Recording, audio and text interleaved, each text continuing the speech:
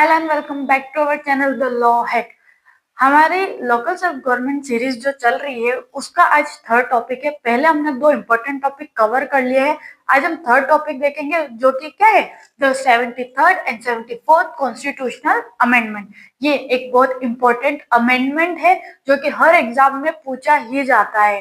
तो इसको हम दो वे में पढ़ेंगे। फर्स्ट, तो अगर आपको क्वेश्चन आता है कि what is 73rd and 74th amendment, इसके बारे में ब्रीफ दे देंगे। उसके बाद में अगर सिर्फ पंचायती राज या म्युनिसिपल पे अगर कोई क्वेश्चन आता है, तो जैसे पंचायती पे कोई क्वेश्चन आया कि पंचायती राज से आप क्या समझते हो, एक्सेट्रा जो भी क्वेश्चन आया था, तो उसमें सिर्फ आपको 73rd अमेंडमेंट के बारे में ही लिखना है, क्योंकि 73rd को ही क्या कहते हैं, पंचायती राज इंस्टीट्यूशन कहा जाता है। और अगर म्युनिसिपैलिटी पे बेस कोई क्वेश्चन आता है तो क्या लिखोगे आप, 74th अमेंडमेंट का ही पूरा जो आंसर मैं आपको बताऊंगी आप वो लिखोगे। तो आज की वीडियो में हम दो टाइप से आंसर को कवर करेंगे जो हम आज स्टार्ट करते हैं। फर्स्ट हम देखते हैं कि भाई 73rd और 74th जो अमेंडमेंट थे वो है क्या।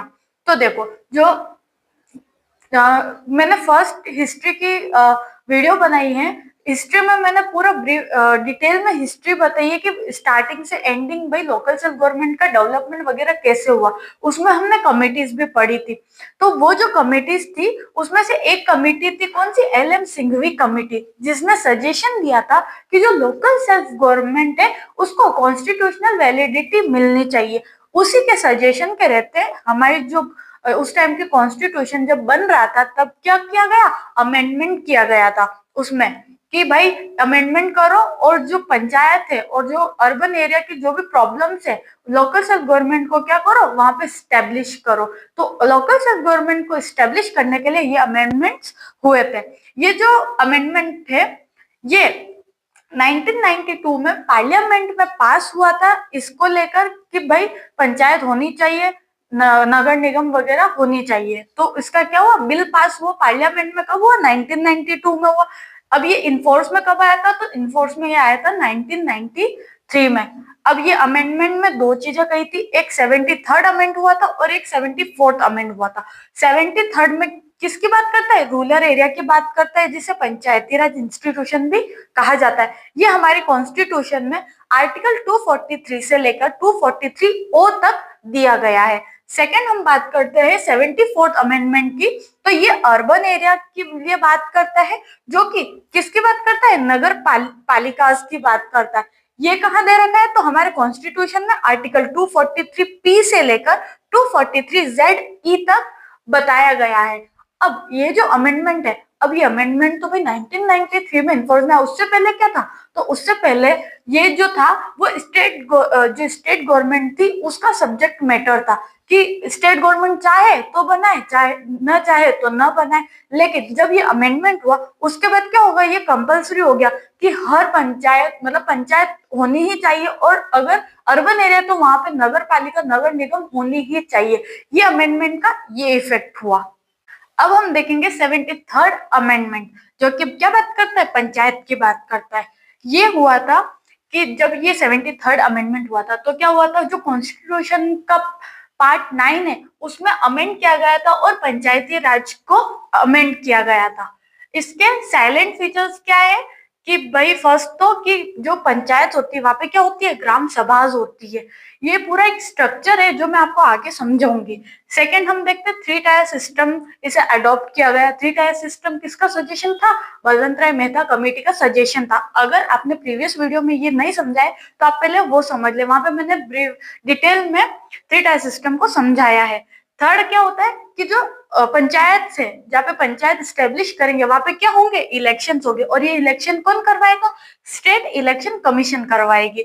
फोर्थ देखते हैं कि रिजर्वेशन दिया गया है। रिजर्वेशन मतलब आरक्षण, मतलब कि जो महिला है, जो ST SC वाले लोग हैं, जो OBC वाले लोग हैं, जो ये हैं जो पिछड़े वर्ग के लोग हैं, इन्हें क्या दिया है, रिजर्वेशन दिया है।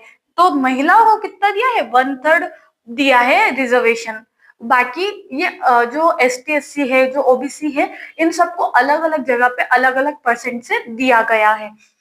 फिर आता है कि टेन्योर, इसमें बात की गई है कि जो कार्यकाल होगा पंचायत का वो क्या होगा, 5 साल का होगा। ये क्या होगा, इसके फीचर्स हो गए कि ये भाई इसमें ये चीज इंक्लूड होती है पंचायत में। अब हम देखेंगे इम्पोर्टेंस। इम्पोर्टेंस क्या है, अमेंडमेंट की इम्पोर्टेंस क्या है कि भाई डिसेंट्रलाइजेशन ऑफ पावर होता है।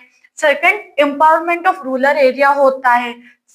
Third, improve standard of living करता है। जो अमेंडमेंट है इससे क्या हुआ, स्टैंडर्ड ऑफ लिविंग को इम्प्रूव करा गया है। कहाँ पे, नीचे स्तर पे, जो ग्रामों के स्तर पे जो लिविंग स्टैंडर्ड है उसे इम्प्रूव करना है।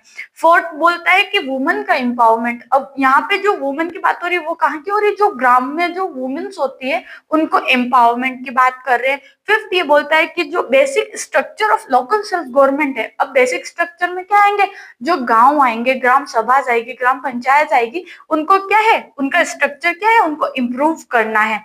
ये क्या होगा, इंपॉर्टेंस हो गई।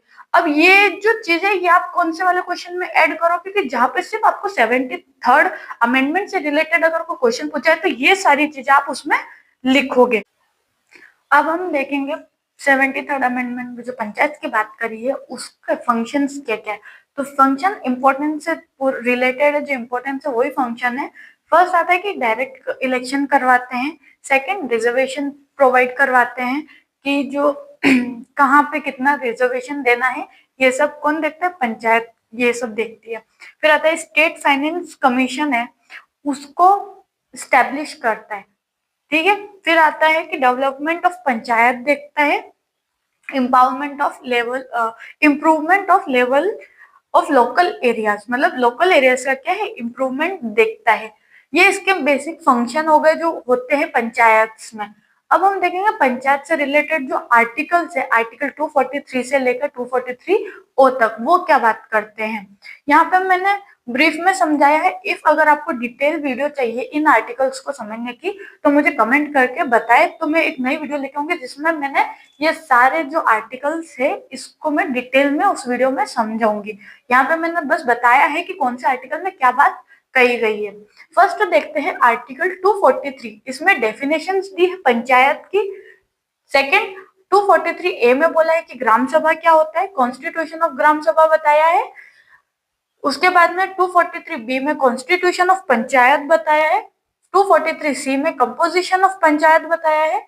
243 डी में रिजर्वेशन बताया है, किसको कितना रिजर्वेशन मिलेगा। 243 ई में ड्यूरेशन बताया, मतलब टेन्योर बताया, जो 5 ईयर का टेन्योर है वो इसमें बताया है। 243 एफ में डिस्क्वालिफिकेशन बताया है मेंबर्स का, कि जो मेंबर्स है उनको कब डिस्क्वालीफाई किया जा सकता है। फिर 243 जी में powers, authority and responsibility of panchayat बताया है। उसके बाद 243 एच में पावर टू इम्पोज टैक्स बताया कि उनको पावर है इम्पोज करने की, टैक्स को बताया है। 243 आई में कॉन्स्टिट्यूशन ऑफ फाइनेंस कमीशन बताया कि फाइनेंस कमीशन जो हम बात कर रहे हैं उसका कॉन्स्टिट्यूशन कैसे होगा वो आई में बताया है। 243 जे में audit of account of panchayat, panchayat के जो अकाउंट है उसे कैसे ऑडिट किया जाएगा ये सब इसमें बताया गया है। आर्टिकल 243 के में इलेक्शन की बात करी गई है कि इलेक्शन कैसे होगा, कौन करवाएगा। उसके बाद में 243 एल में बताया है एप्लीकेशन टू यूनियन टेरिटरीज, कहाँ कहाँ पे अप्लाई होगा पंचायत, ये बताया है। 243 एम में not apply in certain areas, कहाँ एरिया पे, कौन कौन एरियाज पे पंचायत का ये आर्टिकल है या ये जो पंचायत वाला जो पार्ट है वो कहाँ अप्लाई नहीं होगा, वो एम में बताया है। ओ में prevent court to interfere in electral matter, मतलब इलेक्शन से रिलेटेड जो भी मैटर है उसमें कोर्ट का इंटरफेयर ना हो, ये ओ में बताया है। बेसिकली ओ क्या बोल रहा है कि जो 243 के है उसका एक्सेप्शन क्या है, ओ है, कि भाई कोर्ट जो है वो इलेक्शन के मामलों में आगे बात नहीं करेगी, इंटरफेयर नहीं करेगी। आर्टिकल देख लेते हैं। अब हम स्ट्रक्चर से समझते हैं, ये हम पंचायती राज समझ रहे हैं कि पंचायती राज बेसिकली है क्या। तो देखो, जो हमने पहले की वीडियो में स्ट्रक्चर समझा था, यूनियन, स्टेट, लोकल लेवल को दो पार्ट्स में डिवाइड करते हैं, रूरल एरिया और अर्बन एरिया। तो रूरल एरिया को जो है, रूरल लेवल जो है उसमें क्या होती है, पंचायत होती है। पंचायत को 3 पार्ट्स में बांटा है, पंचायत जो कि विलेज लेवल पे होती है, सेकंड पंचायत समिति जो कि ब्लॉक लेवल पे होती है, थर्ड जिला परिषद जो कि डिस्ट्रिक्ट लेवल पे होती है। ठीक है, लेकिन उसके नीचे भी होता है पंचायत जो होती है, उसको भी 3 पार्ट्स में डिवाइड करते हैं, ग्राम सभा, ग्राम पंचायत एंड न्याय पंचायत। ये जो होती है ये सबसे छोटी यूनिट जो होती है पंचायत की, वो क्या होती है? ग्राम सभा होती है। इसे ऐसे समझो कि जो सबसे जो गांव है, एक गांव है, एक छोटे छोटे गांवों को मिला के क्या होगा? ग्राम सभा बनेगी। एकदम जो डिस्टेंस लेवल पे जो गांव होते हैं ना, उनको मिला के क्या होता है? ग्राम सभा बनती है। अब उन सब गांवों को मिलाएंगे तब क्या होगा? ग्राम पंचायत बनेगी। यही न्याय पंचायत डिफरेंट है। न्याय पंचायत क्या होती है? जो पंचायत में कोर्ट का काम करती है, जो वहां के डिस्प्यूट को सॉल्व कौन कौन करती है? न्याय पंचायत करती है। ठीक है। उस इन सबको मिला के क्या इन सब जब ये सब आते हैं तब आती फिर बनती है हमारी पंचायत समिति बनती है, जो कि क्या बनती है? ब्लॉक लेवल पे बनती है। अब पंचायत समिति को मिला के, इन सबको मिला के क्या बनती है? जिला परिषद बनती है, जो कि डिस्ट्रिक्ट लेवल पे बनती है। इसको मैं एक एग्जाम्पल से समझाती हूँ। जैसे ये हमारा कोई सा गांव है, ठीक है। अब ये गांव है, ये भी एक गांव है। इसको मिला के ये क्या है? ग्राम सभा है। ये भी ग्राम सभा है, मतलब छोटे छोटे गांव है, इनको मिला के क्या होगा? ये दो गांव है, और इन दोनों को मिला के एक बड़ा गांव बना, जो कि ये क्या हो जाएगा? ग्राम पंचायत होगा। ये ग्राम पंचायत होगा। अब ये जो ग्राम पंचायत है, इसको मिला के, इसके अंदर जितने भी गांव आ रहे, उसको मिला के क्या होगा? पंचायत समिति बनेगी।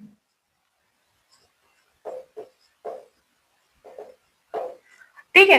जैसे इसमें बहुत सारे गांव ले लिया अपन ने, ये गांव ले लिया, ये गांव ले लिया, ये सब मिला के क्या बनेगी? पंचायत समिति बनेगी। उसके बाद आता है कि अब इन सब पंचायत समिति को मिला के क्या बनेगा? हमारा जिला परिषद बनेगा। ये बहुत बेसिक है कि मतलब सबसे जो ग्राउंड लेवल पे बोलते हैं ना, वो है हमारा ग्राम। ग्राम सभा के बाद पंचायत, पंचायत के बाद न्याय पंचायत, फिर आएगा हमारा पंचायत समिति, फिर आएगा जिला परिषद।